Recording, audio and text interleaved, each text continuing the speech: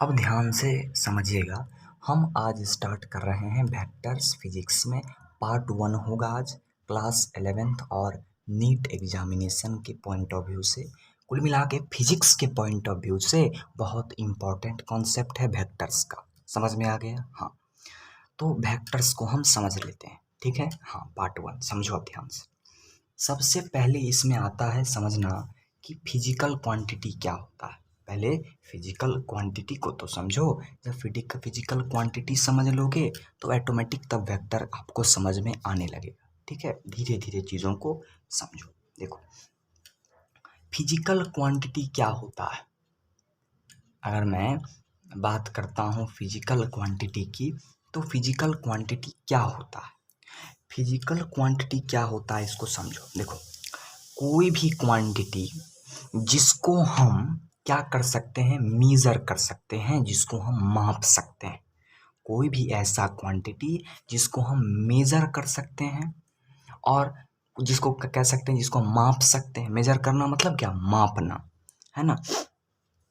उसको हम क्या कहते हैं, फिजिकल क्वांटिटी कहते हैं। उसको हम क्या कहते हैं, फिजिकल क्वांटिटी। ये जो फिजिक्स आया है, अगर आप देखोगे फिजिक्स में क्या क्या है, पी, तो यहाँ भी P, H H, Y Y, S S, I I, C C, यहाँ पर एस हट के क्या आ गया, ए एल। तो फिजिकल क्वांटिटी अगर आपको समझना है तो वो आप फिजिक्स के पार्ट में ही समझोगे। समझ में आ गया? हाँ। अब अगर बात करते हैं फिजिकल क्वांटिटी की, तो हमारे पास, हम अगर फिजिक्स सीख रहे हैं तो हमारे पास कई प्रकार के फिजिकल क्वांटिटी होती हैं। जैसे अगर हम बात करें किसकी, अगर हम बात करें वेट का, वेट की अगर बात करें तो वेट, वेट क्या है, एक प्रकार का फिजिकल क्वांटिटी है। अगर हम बात करें फोर्स का, फोर्स, तो फोर्स क्या है, फोर्स एक प्रकार का फिजिकल क्वांटिटी है। अगर हम बात करें वर्क, तो वर्क क्या है, वर्क अपने पास एक फिजिकल क्वांटिटी हुआ, है ना। और अगर हम बात करें लेंथ के बारे में, तो लेंथ क्या हुआ, एक फिजिकल क्वांटिटी हुआ। समझ में आ रहा कि नहीं आ रहा? आ रहा, हाँ। अगर हम बात करें इसका हाइट, हाइट क्या है, एक फिजिकल क्वांटिटी है।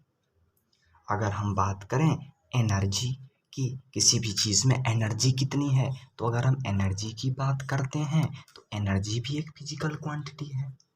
समझ में आ रहा कि नहीं आ रहा? हाँ। अगर हम बात करें स्पीड, तो स्पीड भी एक प्रकार का फिजिकल क्वांटिटी है ना, कि कोई गाड़ी कितनी स्पीड से चल रही है। अगर ये मार्कर है, ये मार्कर कितने स्पीड से चल रहा है, वो स्पीड किसको बताता है, वो आगे समझेंगे। लेकिन स्पीड क्या है, फिजिकल क्वांटिटी है।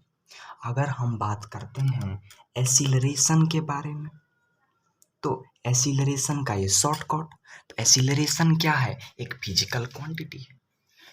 तो फिजिकल क्वांटिटी क्या हुआ, फिजिकल क्वांटिटी एक ऐसा क्वांटिटी हुआ जिसके माध्यम से हम किसी भी चीज़ को मीज़र करते हैं in terms of law of physics. Physics के नियम के अनुसार हम किसी भी चीज़, फिजिकल क्वांटिटी क्या होता है, अगर किसी भी चीज़ को हम मीज़र करें तो वो मेजरिंग टर्म्स को ही हम क्या कहते हैं, फिजिकल क्वांटिटी कहते हैं। हम क्या कहते हैं, फिजिकल क्वांटिटी कहते हैं। समझ में आ रहा है कि नहीं आ रहा? हाँ, तो उसको हम फिजिकल क्वांटिटी कहते हैं। समझ में आ गया? हाँ। तो अब सुनो, अब अगर मैं, अब मेरे से कोई कहेगा कि भाई फिजिकल क्वांटिटी का डिफिनीशन बतलाओ, तो अगर आपसे कोई फिजिकल क्वांटिटी का डिफिनीशन पूछता है तो आप क्या लिखोगे, आप फिजिकल क्वांटिटी का डिफिनीशन लिखोगे, दीज आर, आप लिखोगे these are those quantity, these are those quantity which can be, थोड़ा कैमरा को एडजस्ट करूँगा, एक मिनट। तो मैं फिजिकल क्वांटिटी का डिफिनीशन लिख रहा हूँ। किसका डिफिनीशन लिख रहा हूँ, मैं डिफिनीशन लिख रहा हूँ फिजिकल क्वांटिटी का, कि एक फिजिकल क्वांटिटी क्या होता है, फिजिकल क्वांटिटी क्या होता है। तो देखो, दीज आर दोज क्वांटिटी, है ना, which can be which can be measured or expressed in terms of law तो उसको हम क्या कहते हैं, उसको हम कहते हैं फिजिकल क्वांटिटी।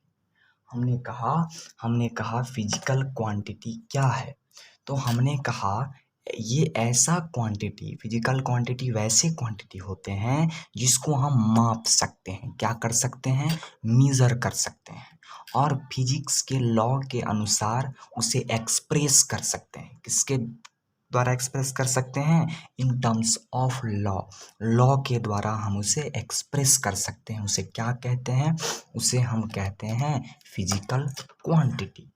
सपोज करना हमने क्या किया, हमने लिखा फॉर एन एग्जाम्पल। अगर मैं बात करूं, एग्जाम्पल से पहले एक चीज़ समझना, फिजिकल क्वांटिटी समझ में आ गया? हाँ सर। अब देखो, फिजिकल क्वांटिटी जो होता है, इस फिजिकल क्वांटिटी के दो टाइप्स होते हैं।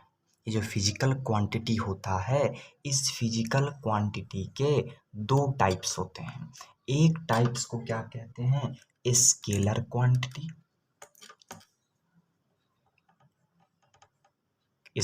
क्वांटिटी, और दूसरे टाइप्स को क्या कहते हैं, दूसरे टाइप्स को हम कहते हैं वेक्टर क्वांटिटी।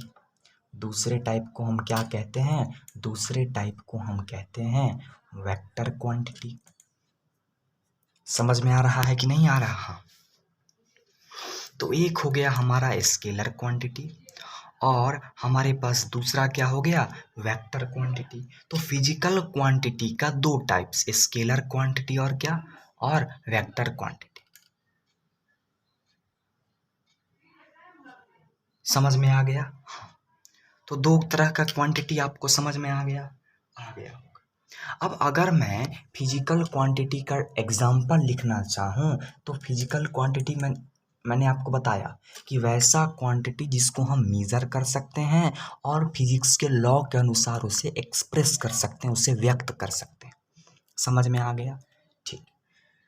अब देखो, जैसे हम लिखते हैं वेट, कि वजन किसी भी चीज़ का वजन, तो वजन क्या है, वजन एक फिजिकल क्वांटिटी। हम वजन को मेज़र तो कर सकते हैं ना, कि अगर ये हम मार्कर के बारे में बात करें तो मार्कर का वजन कितना है ना, मार्कर का वजन कितना है, तो ये वजन हो गया। अगर सपोज करो किसी भी सामान का वजन अगर मैंने लिखा 60 kg, तो 60 kg क्या बताया, उसका वजन बताया। समझ में आ गया? अब और मैं एग्जांपल लिखता हूँ, जैसे मैंने लिखा फोर्स क्या है, फोर्स एक आपका फिजिकल क्वांटिटी है। फोर्स क्या है, एक फिजिकल क्वांटिटी। हमने लिखा आप एक दिन में कितना पानी पीते हो, तो आपने मेरे से पूछा, तो मैंने कहा कि मैं एक दिन में 6 लीटर पानी पीता हूँ, तो 6 लीटर क्या हो गया, फिजिकल क्वांटिटी हो गया। समझ में आ गया कि नहीं आया? आ गया। अगर आपने पूछा कि आप जो है, आपके पास कितना सीसी का बाइक है, बाइक जो है वो कितना सीसी का बाइक का इंजन है, तो मैंने कहा मेरे पास जो है, मेरे पास 350 सीसी का इंजन है बाइक का। तो ये क्या हो गया, ये एक फिजिकल क्वांटिटी हो गया। अगर आपने पूछा आपके मोबाइल में कितना जीबी है, स्टोरेज है, तो मैंने कहा मेरे मोबाइल में 128 जीबी स्टोरेज है, तो ये क्या हो गया, ये भी एक प्रकार का फिजिकल क्वांटिटी। वेट एक फिजिकल क्वांटिटी, फोर्स एक फिजिकल क्वांटिटी, कितना लीटर पानी पिया ये physical quantity, CC physical quantity, कितना जीबी स्टोरेज है आपके मोबाइल में, ये एक फिजिकल क्वांटिटी। तो मतलब क्या देख रहे हो, इन सब के सब चीज़ों को हम माप सकते हैं। क्या वजन को माप सकते हैं? हम माप सकते हैं। क्या फोर्स को माप सकते हैं? बिल्कुल माप सकते हैं। ये थोड़ा मिट गया, ये 350 है। क्या आप फोर्स को माप सकते हैं? माप सकते हैं। अगर इस मार्कर पर कितना फोर्स लग रहा, तो आप कहोगे ये मार्कर पर 2 न्यूटन का फोर्स लगाया। तो आपने मापा तो सही कि फोर्स कितना लगा, फोर्स लगा 2 न्यूटन का, तो आपने मापा। अगर हम कह रहे हैं कि कोई एक दिन में 6 लीटर पानी पीता है तो लीटर क्या हो गया, एक मेजरिंग क्वांटिटी हो गया, है ना, जो क्या है आपका फिजिकल क्वांटिटी है। अगर हम कह रहे हैं मेरे बाइक का इंजन 350 सीसी का है तो ये क्या हो गया कि फिजिकल क्वांटिटी हम मेजर तो कर पा रहे हैं कि बाइक का इंजन कितना तगड़ा है तो 350 सीसी का है। अगर कह रहा हूँ मेरे फ़ोन का स्टोरेज कितना है तो मैं कह रहा हूँ 128 जीबी है, तो ये क्या हुआ, एक मेजरमेंट हुआ, हमने मेजर करके बताया, तो ये क्या हुआ, फिजिकल क्वांटिटी। अब हमने कहा कि फिजिकल क्वांटिटी दो प्रकार के होते हैं, एक होते हैं स्केलर क्वांटिटी, दूसरा होता है वेक्टर क्वांटिटी। आपने अभी तक स्केलर बड़ा अच्छे से पढ़ लिया होगा कि स्केलर क्वांटिटी किसे कहते हैं, अब इसमें तो एक्सपर्ट हो, स्केलर क्वांटिटी किसे कहते हैं, समझ में आ रहा है। चलिए अब हम 11th और 12th में मोस्ट इम्पॉर्टेंट क्वांटिटी यही है, सबसे ज़्यादा ज़रूरी कौन है, वेक्टर क्वांटिटी ही सबसे इम्पॉर्टेंट है जो अपने को 11th और 12th में पढ़ना है। तो वेक्टर क्वांटिटी इम्पॉर्टेंट है। अब हमारे साथ कौन ज़्यादा हेल्प करेगा, वेक्टर क्वांटिटी। समझ में आ रहा है कि नहीं आ रहा, तो हेल्पफुल ज़्यादा कौन है, अब वेक्टर क्वांटिटी। समझ में आ गया, हाँ। तो अब हम आगे बढ़ रहे हैं, यहाँ तक समझ में आ गया सबको कि नहीं आया, आ गया होगा। अब हम आगे बढ़ रहे हैं, आगे समझिए। अब मेरे बात को ध्यान से समझते चलो। देखो, हम बात कर रहे थे फिजिकल क्वांटिटी के बारे में, किसके बारे में, फिजिकल क्वांटिटी के बारे में। देखो भाई, कोई भी जो फिजिकल क्वांटिटी होता है, उस फिजिकल क्वांटिटी आपको समझ में आ गया क्या होता है। तो किसी भी फिजिकल क्वांटिटी को हम क्यू से रिप्रेजेंट करते हैं, किससे रिप्रेजेंट करते हैं, क्यू से रिप्रेजेंट करते हैं, समझ में आ गया, हाँ। और कोई भी फिजिकल क्वांटिटी के पास दो चीज़ें होती हैं, एक होता है उसका मैग्नीट्यूड, मैग्नीट्यूड क्या होता है, एक होता है उसका मैग्नीट्यूड, और दूसरा होता है साथ में उसके साथ मल्टीप्लाई में क्या होता है, उसका यूनिट।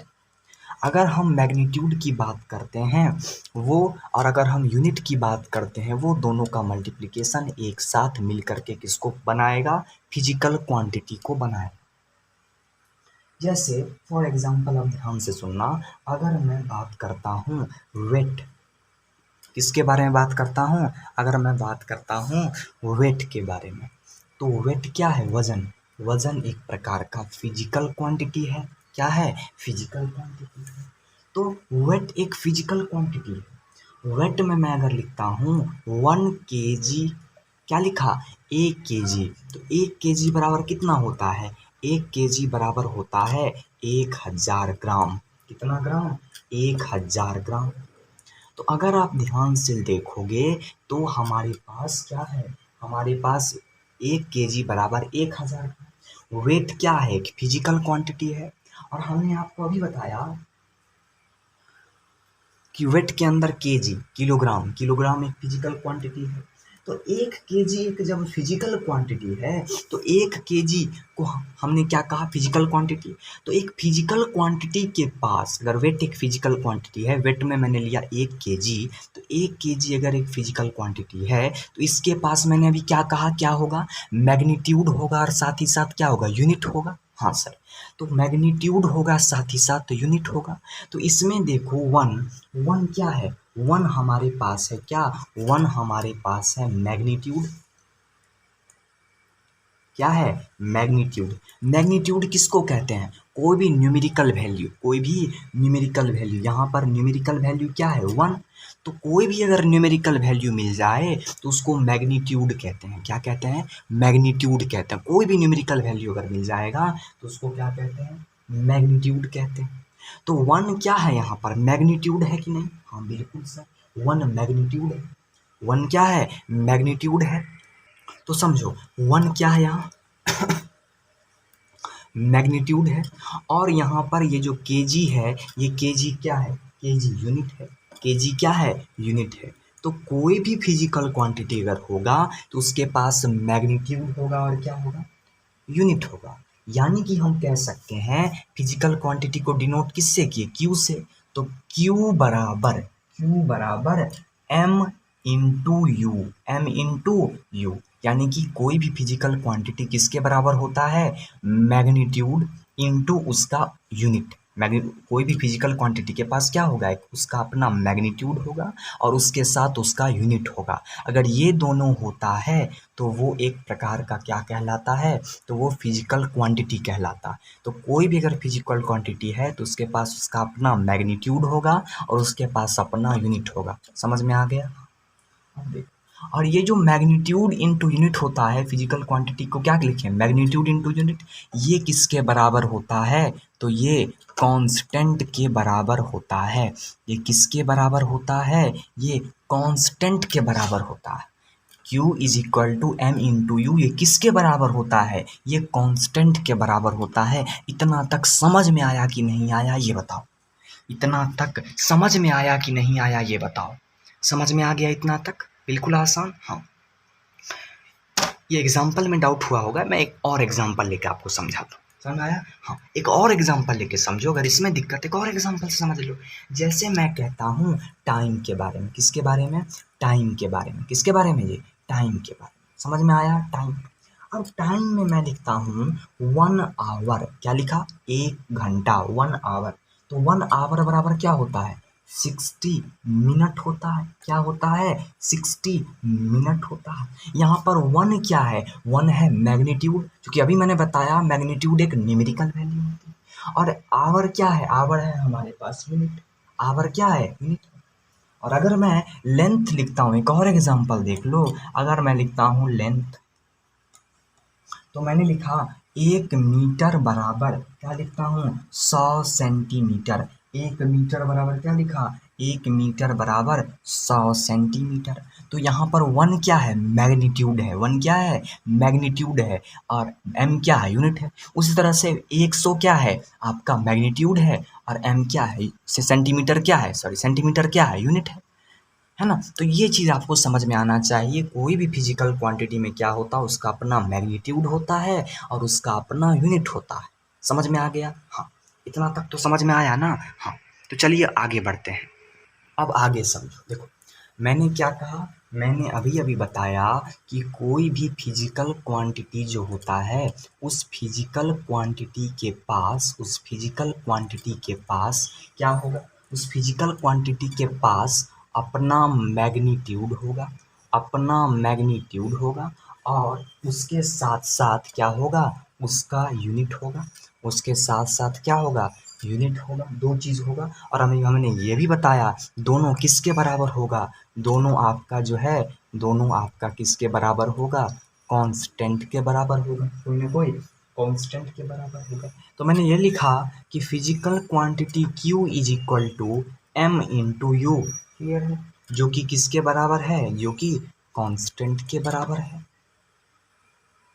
समझ में आया कि नहीं आया, आ गया? हाँ, अब समझो, अब मैं कह रहा हूँ, अगर मैं लिखता हूँ, सपोज कीजिए अगर मैं लिखता हूँ 1 kg बराबर 1000 ग्राम, क्या लिखा, 1 kg इज इक्वल टू 1000 ग्राम। इसका मतलब ये हुआ, यहाँ पर सुनो ध्यान से, यहाँ पर 1 क्या हुआ, 1 मैग्नीट्यूड हुआ, हाँ सर 1 मैग्नीट्यूड हुआ, समझ में आया? हाँ। तो इसको लिख देते हैं m1, पहला मैग्नीट्यूड। और केजी क्या हुआ, केजी यूनिट हुआ, तो ये पहला यूनिट हुआ, तो m1 इंटू यू1, क्योंकि 1 मल्टीप्लाई है ना केजी के साथ, तो m1 इंटू यू1। हाँ, इज इक्वल टू 1000, ये 1000 क्या है, मैग्नीट्यूड है, तो ये दूसरा मैग्नीट्यूड, तो इसको लिखता हूँ m2। इंटू में ये ग्राम क्या है, ग्राम क्या है, जो ग्राम है, ये ग्राम है यूनिट, तो इसको लिखता हूँ u2। तो मैंने लिखा m1 इंटू यू वन बराबर m2 into U two, m1 u1 is equal to m2 u2, m1 u1 बराबर क्या हो गया, m2 u2। तो मैं एक रिलेशन यहाँ लिख सकता हूँ, इस रिलेशन को m1 u1 is equal to m2 u2, clear है, m1 u1 is equal to m2 u2 लिख दिया, समझ में आया, लिख दिया, हाँ सर। तो अब यहाँ पर ध्यान से समझना, ये लिख दिया, ये आपको समझ में आना चाहिए। अभी इसको बता रहा हूँ, अभी इसको मैं बता रहा हूँ, देखो अभी मैंने क्या लिखा था, Q is equal to M into U, जो कि कांस्टेंट के बराबर होगा। तो अगर मैं ऐसा करूँ, लिख दूँ यहाँ पर M U is equal to M into U, किसके बराबर होगा, कांस्टेंट के बराबर होगा। कांस्टेंट के बराबर होगा तो m किसके बराबर होगा? m बराबर हो जाएगा कांस्टेंट बट्टे में क्या u नीचे आ जाएगा u। m बराबर कांस्टेंट बट्टे u। इसका मतलब ये हुआ कि m जो होगा वो इन्वर्सली प्रोपोर्शनल होगा किसके? यूनिट के, यानी कि magnitude is inversely proportional to unit. यहाँ से रिलेशन निकाल दिया, m is inversely proportional to unit. तो इसका मतलब ये हुआ कि अगर आप यूनिट को बढ़ाओगे तो आपका मैग्नीट्यूड घटेगा। अगर आप इन्वर्सली प्रोपोर्शनल का मतलब क्या होता है? अगर आप एक को बढ़ाओगे तो दूसरा घटेगा, और फिर इसको बढ़ाओगे तो ये घटेगा। समझ में आ गया? इसको मैं लिख सकता हूँ कि अगर आप u को बढ़ाओगे तो आपका क्या होगा? u को बढ़ाओगे यानी कि यूनिट को बढ़ाओगे तो मैग्नीट्यूड घटेगा, ठीक है।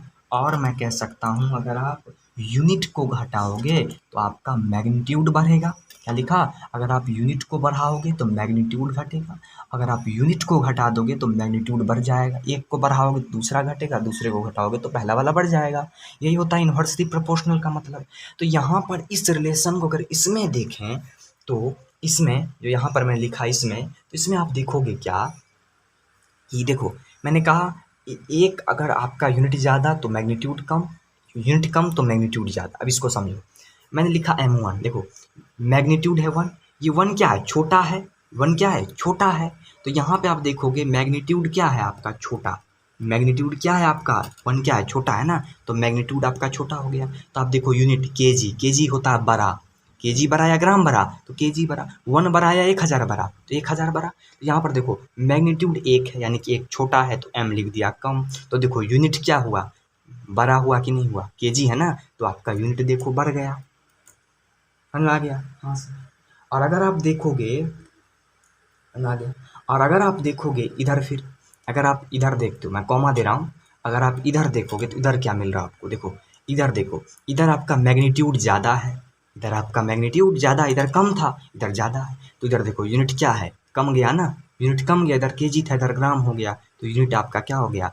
कम हो गया। देखा, एक को बढ़ाया, एक को घटाया तो दूसरा बढ़ा, दूसरे को बढ़ाया तो पहला वाला घटा, है ना। मैग्नीट्यूड को घटाओगे तो यूनिट बढ़ा, मैग्नीट्यूड को बढ़ाओगे तो यूनिट घट गया। तो यही होता है। तो आपको एक रिलेशन ये ध्यान में रखना है, क्या? m1 u1 is equal to m2 u2, ये इंपॉर्टेंट है। m1 u1 is equal to m2 u2। और आप ये ध्यान रखना कि अगर यूनिट को m जो होता है, ये ध्यान अगर आपको रखना है तो आप ये ध्यान रख लेना कि magnitude is inversely proportional to unit. क्या बताया? Magnitude is inversely proportional to unit. ये कैसे आया? तो ये यहाँ पे समझा दिया कि m इंटू यू कॉन्स्टेंट के बराबर, तो यूज को नीचे कर दिया तो m बराबर कॉन्स्टेंट बाई यू। यहाँ से क्या पता चल रहा है? m is inversely proportional to unit, magnitude is inversely proportional to unit. समझ में आ गया? ये चीज़ आपको ध्यान में रखना है, ये चीज़ आपको क्या करना है? ध्यान में रखना है। समझ में आ गया? बिल्कुल आसान बात था, है ना। कोई डेरिवेशन तो ऐसा करवाया नहीं हूँ कि समझ में नहीं आए।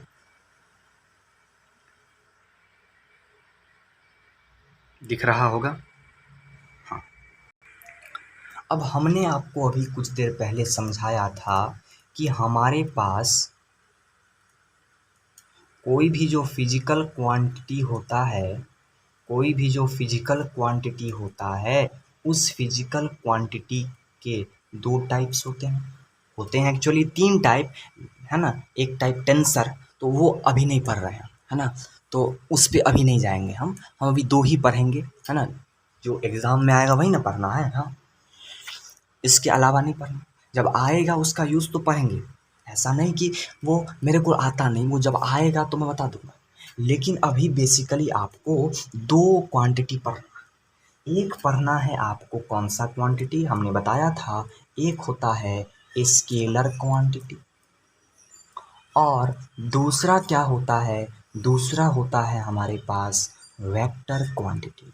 दूसरा क्वांटिटी क्या होता है? Vector quantity. एक स्केलर क्वांटिटी और दूसरा वेक्टर क्वांटिटी। बताया था ना कुछ देर पहले? हाँ सर बताए थे। अब मैं आपको स्केलर क्वांटिटी पहले समझाता हूँ, फिर वेक्टर क्वांटिटी पर आऊँगा, ठीक है। हाँ, तो पहले स्केलर क्वांटिटी अब समझिए। स्केलर क्वांटिटी, तो अब समझो स्केलर क्वांटिटी क्या होता है। ए आर होगा यहाँ पर स्केलर स्केलर स्केलर स्केलर ये स्केलर क्वांटिटी। स्केलर क्वांटिटी क्या होता है, अब इसको समझो। क्लियर है? देखो स्केलर क्वांटिटी क्या होता है समझो। देखो these are those physical quantity these are those physical quantity that require only magnitude to define themselves, that require only magnitude to define themselves। उसको हम क्या कहते हैं, उसको हम कहते हैं स्केलर क्वांटिटी। समझना ध्यान से, स्केलर क्वांटिटी क्या होता है समझना। मैंने कहा कि स्केलर क्वांटिटी वैसा फिजिकल क्वांटिटी होता है जिसको सिर्फ और सिर्फ मैग्नीट्यूड की आवश्यकता पड़ती है, जिसको सिर्फ और सिर्फ मैग्नीट्यूड की ज़रूरत पड़ती है खुद को डिफाइन करने के लिए। टू डिफाइन देमसेल्फ, उस खुद को उसको डिफाइन करने के लिए सिर्फ उसे मैग्नीट्यूड की ज़रूरत पड़ती है, उसे हम कहते हैं स्केलर क्वांटिटी। स्केलर क्वांटिटी वैसा फिजिकल क्वांटिटी होता है जिसको सिर्फ मैग्नीट्यूड की ज़रूरत पड़ती है खुद को डिफाइन करने के लिए, उसको हम स्केलर क्वांटिटी कहते हैं। उसको हम क्या कहते हैं? Scalar quantity. उसमें किसी भी प्रकार की डायरेक्शन की ज़रूरत नहीं होती, उसमें किसी भी प्रकार के डायरेक्शन की ज़रूरत नहीं पड़ती, मैग्नीट्यूड से ही काम बन जाता। मैग्नीट्यूड मतलब क्या मैंने बताया था, मैग्नीट्यूड मतलब न्यूमेरिकल वैल्यू। मैग्नीट्यूड मतलब क्या? न्यूमेरिकल वैल्यू जो एक फिजिकल क्वांटिटी के पास होता है, मैग्नीट्यूड और यूनिट होता है। तो मैग्नीट्यूड को कहते हैं हम लोग क्या? Numerical value. तो स्केलर क्वांटिटी वैसा फिजिकल क्वांटिटी है जिसको सिर्फ न्यूमेरिकल वैल्यू की ज़रूरत पड़ती है, यानी कि सिर्फ और सिर्फ मैग्नीट्यूड की ज़रूरत पड़ती है उसे डिफाइन करने के लिए, उसको हम स्केलर क्वांटिटी कहते हैं। समझ में आ गया? हाँ। जैसे फॉर एग्जाम्पल मैं कहता हूँ क्या, जैसे मैं फॉर एग्जाम्पल मैं अगर कहता हूँ क्या 5 लीटर, तो 5 लीटर में ये 5 क्या है? 5 क्या है आपका? 5 है सिर्फ मैग्नीट्यूड, और एल क्या है? लीटर यानी कि यूनिट। तो ये एक फिजिकल क्वांटिटी हो गया जिसके पास मैग्नीट्यूड है, यूनिट। तो ये जो 5 लीटर है ये आपके पास स्केलर क्वांटिटी। इसमें क्या डायरेक्शन है? ईस्टवार्ड। आप 5 लीटर पानी पीते हो, ईस्टवार्ड पीते हो कि नॉर्थवार्ड पीते हो कि साउथवार्ड, ये तो नहीं कुछ होता है इसमें, ये तो ऐसा कुछ तो होता नहीं। सिर्फ 5 लीटर, तो 5 लीटर सिर्फ न्यूमेरिकल वैल्यू, सिर्फ मैग्नीट्यूड, सिर्फ क्या हुआ? सिर्फ मैग्नीट्यूड। अगर मैं लिखता हूँ पहला एग्जांपल, अगर मैं लिखता हूँ मेरी बाइक का इंजन कितना सीसी का? 350 सीसी का।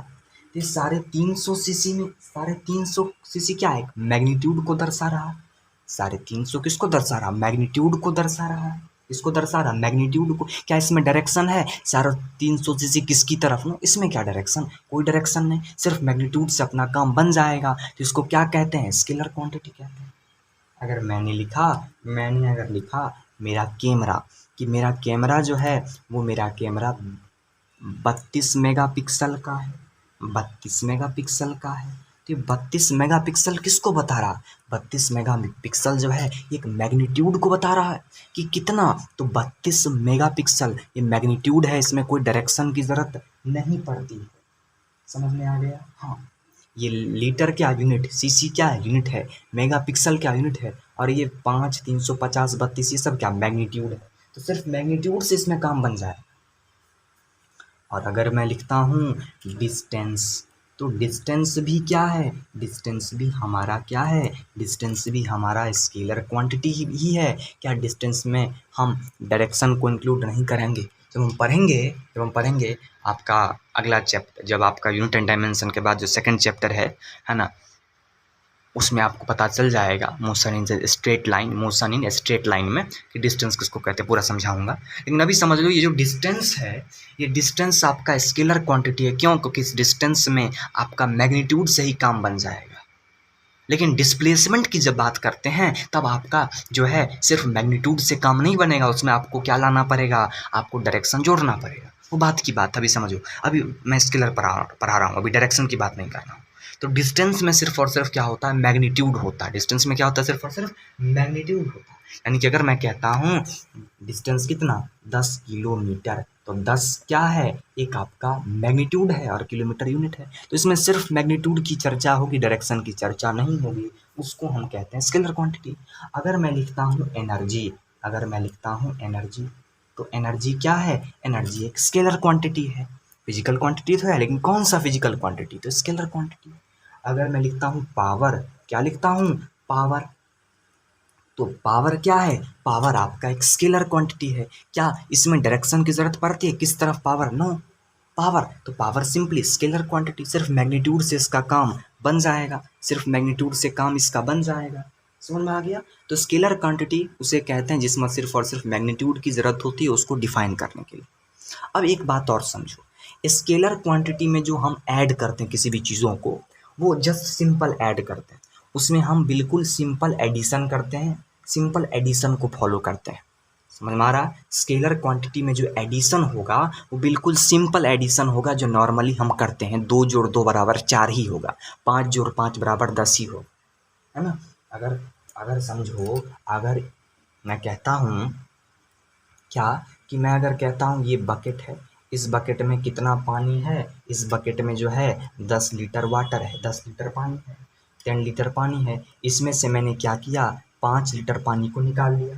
तो इस बकेट में अब कितना पानी बचा, इस बकेट में अब कितना पानी बचा, तो इस बकेट में अब बचा कितना पानी, 5 लीटर। और इसमें अगर हमने फिर से क्या किया, 10 लीटर पानी दे दिया, तो अब इस बकेट में टोटल कितना पानी आ गया, 15 लीटर आ गया कि नहीं आया, आया कि नहीं आया, 15 लीटर। मैंने क्या किया, इस बकेट में से 10 लीटर पानी था, 5 लीटर निकाला तो बचा कितना, 5 लीटर, फिर 10 लीटर डाला तो कितना आ गया, 15 लीटर। तो सिंपल एडिशन होता है, सिंपल सब्सट्रैक्शन होता है, इसमें कोई लोचा नहीं। स्केलर क्वांटिटी में सिंपल एडिशन सब्सट्रैक्शन होगा, उसमें कोई लोचा लफड़ा नहीं है। स्केलर क्वांटिटी में जस्ट सिंपल एडिशन जैसे हम करते हैं होता है। लेकिन जब वेक्टर की बात करेंगे तो वेक्टर में समझाऊंगा किस प्रकार का एडिशन सब्सट्रैक्शन होता है। जब वेक्टर की बात करूंगा, इसके बाद वेक्टर क्वांटिटी पर आ रहा हूँ, उसमें मैं बताता हूँ किस प्रकार का एडिशन होता है ना। वो अगले पार्ट में पढ़ेंगे। एक्चुअली हम पहले यहाँ तक समझो, स्केलर क्वांटिटी में मैंने क्या कहा, सिंपल एडिशन होता है, कोई लोचा लफड़ा नहीं। तो स्केलर क्वांटिटी आपको समझ में आया किसे कहते हैं। स्केलर क्वांटिटी का कुछ एग्जांपल आप ध्यान रखना कि स्केलर क्वांटिटी एक फिजिकल क्वांटिटी है जिसमें सिर्फ और सिर्फ मैग्नीट्यूड की जरूरत होती है उसको डिफाइन करने के लिए। और आपको अब एग्जाम्पल भी समझ में आया और ये भी समझ में आया वेक्टर जो आपका स्केलर क्वांटिटी जो होता है वो स्केलर क्वांटिटी में बिल्कुल सिंपल एडिशन सब्सट्रैक्शन होता, वेक्टर की तरह नहीं है, ये बिल्कुल अलग है। जो आपने इससे पहले क्लास में आपने पढ़ा था, 9th-10th में आपने स्केलर क्वांटिटी को डिटेल में पढ़ा था। समझ में आ रहा है? हाँ, तो स्केलर क्वांटिटी समझ में आ गया सबको, ये स्केलर क्वांटिटी सबको समझ में आ गया। अब जो है हम बात करेंगे वेक्टर क्वांटिटी के बारे में। तो पहले इतना नोट करेंगे, अब आगे बढ़ रहे हैं वेक्टर क्वांटिटी की तरफ।